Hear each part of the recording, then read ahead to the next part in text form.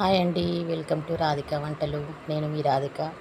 నా ఛానల్ని కొత్తగా చూస్తున్న వాళ్ళు ప్లీజ్ లైక్ చేయండి, షేర్ చేయండి అండ్ సబ్స్క్రైబ్ చేసుకోండి. ఈరోజు నేను మీకోసం క్యారెట్ హల్వా చేసి చూపించాలనుకుంటున్నానండి. అందుకోసం నేను ఒక బౌల్ క్యారెట్ తురుము తీసుకొని రెడీగా పెట్టుకున్నానండి. క్యారెట్ని సన్నగా కాకుండా నేను ఇప్పుడు చూపించిన విధంగా కొంచెం లావుగా ఉండేటట్టు తురుముకోండి.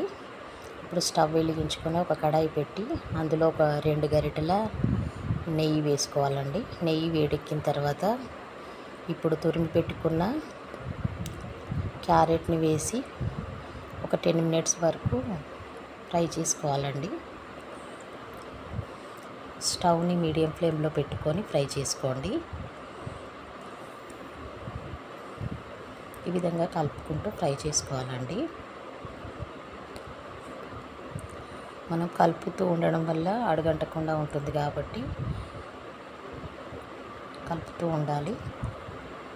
నేను చెప్పిన మెజర్మెంట్స్ తోటి చేసి చూడండి, మీకు క్యారెట్ హల్వా చాలా బాగా వస్తుంది.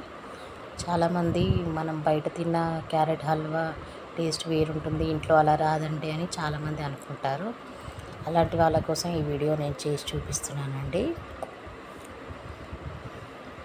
చాలామంది ఏంటంటే ఇంట్లో క్యారెట్ హల్వా చేసేటప్పుడు సన్నగా తురుముకుంటారు. అలా తురుముకోవడం వల్ల ముద్దగా అయిపోయి మనకు టేస్ట్ అంతగా బాగా అనిపించదు, బయట వేరేలాగా అనిపిస్తుంది. కాబట్టి నేను వాళ్ళ కోసం ఈ వీడియో చేస్తున్నానండి. ఈ విధంగా కలుపుకుంటూ ఫ్రై చేసుకోవాలి.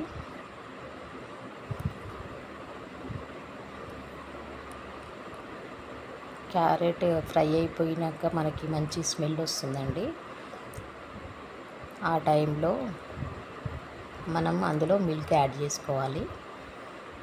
నేను ఒక బౌల్ క్యారెట్ తురుము తీసుకున్నాను కాబట్టి అదే బౌల్ తోటి 2 బౌల్స్ మిల్క్ యాడ్ చేసుకుంటున్నాను. ఈ విధంగా మిల్క్ యాడ్ చేసుకోవాలి. నేను చిక్కటి పాలు తీసుకున్నానండి, ముందుగానే కాచి చల్లార్చి పెట్టుకున్నాను. ఇప్పుడు ఇందులో వేసుకున్నానండి. నేను ఏ బౌల్తో అయితే క్యారెట్ తురుము తీసుకున్నానో అదే బౌల్ తోటి 2 బౌల్స్ పాలు ఇందులో వేసుకున్నానండి. ఇప్పుడు స్టవ్ని హై ఫ్లేమ్లో పెట్టుకొని ఈ విధంగా కలుపుకుంటూ క్యారెట్ ఉడికేంత వరకు ఉడికించుకోవాలండి. ఉడకడం స్టార్ట్ అయిపోయిందండి. చూసారా, మనం చిక్కటి పాలు తీసుకున్నాం కాబట్టి మనకు క్రీమ్ అనేది ఎంత బాగా పైకి కనిపిస్తుందో. ఈ విధంగా కలుపుకుంటూ మనం పోసిన పాలన్నీ అవైబ్రేట్ అయ్యేంత వరకు క్యారెట్ని ఉడికించుకోవాలండి. ఇప్పుడు నేను చెప్పిన మెజర్మెంట్స్ తోటి చేసి చూడండి, మీకు 100% చాలా బాగా వస్తుంది రెసిపీ.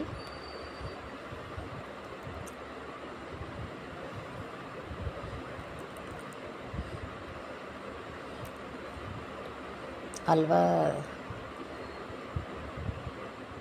రెడీ అయిపోవడానికి మనకు 25 మినిట్స్ టు 30 మినిట్స్ టైం సరిపోతుందండి.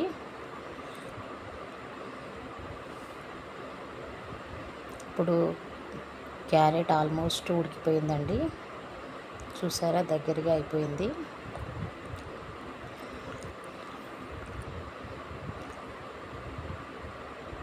ఇప్పుడు స్టవ్ని స్లో ఫ్లేమ్లో పెట్టుకోండి.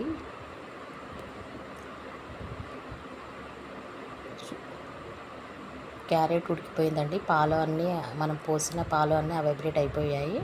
ఇప్పుడు ఈ టైంలో మనం షుగర్ యాడ్ చేసుకోవాలండి. నేను ఏ బౌల్తో అయితే క్యారెట్ తురుము తీసుకున్నానో అదే బౌల్ తోటి 1/2 బౌల్ షుగర్ వేసుకుంటున్నానండి. 1 కప్పు క్యారెట్ తురుము తీసుకుంటే మీరు 1/2 కప్పు షుగర్ యాడ్ చేసుకోండి. నేను ఒక బౌల్ తీసుకున్నాను కాబట్టి అదే బౌల్ తోటి 1/2 బౌల్ షుగర్ యాడ్ చేసుకుంటున్నానండి. ఈ విధంగా షుగర్ యాడ్ చేసుకొని అంతా ఒకసారి కలుపుకోవాలి. ఇప్పుడు షుగరు మెల్ట్ అవుతూ ఉంటుంది కాబట్టి మళ్ళీ మనకు వాటర్ అనేవి వచ్చేస్తాయి. చూసారండి, ఇప్పుడు వాటర్ వచ్చేసాయి. ఈ వాటర్ కూడా మొత్తం వైబ్రేట్ అయ్యేంత వరకు క్యారెట్ని ఉడికించుకోవాలి. స్టవ్ని మీడియం ఫ్లేమ్లో పెట్టుకోండి. ఇప్పుడు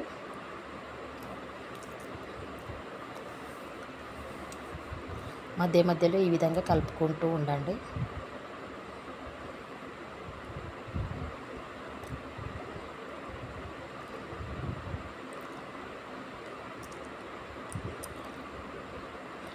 ఇప్పుడు ఒక టీ స్పూన్ ఇలాచీ పౌడర్ యాడ్ చేసుకుంటున్నానండి.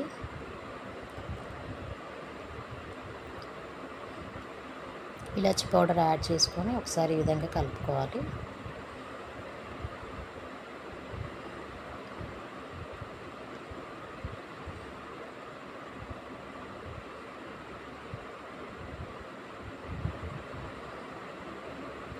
చూసారండి, థిక్ కన్సిస్టెన్సీలోకి వచ్చేసింది. ఆల్మోస్ట్ క్యారెట్ హల్వా రెడీ అయిపోయిందండి. ఈ కన్సిస్టెన్సీలో ఉన్నప్పుడు మీరు స్టవ్ ఆఫ్ చేసుకొని పెట్టుకోండి. రెడీ అయిపోయింది క్యారెట్ హల్వా.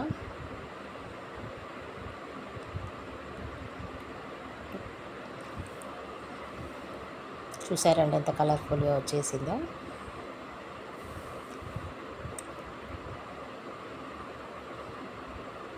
ఇప్పుడు స్టవ్ ఆఫ్ చేసుకొని పక్కన పెట్టుకొని మరొక కడాయి పెట్టి అందులో కొద్దిగా నెయ్యి వేసుకొని కట్ చేసి పెట్టుకున్న కాజు బాదం ఈ విధంగా ఫ్రై చేసుకోవాలండి. లైట్ బ్రౌన్ కలర్ వచ్చేస్తే చాలండి.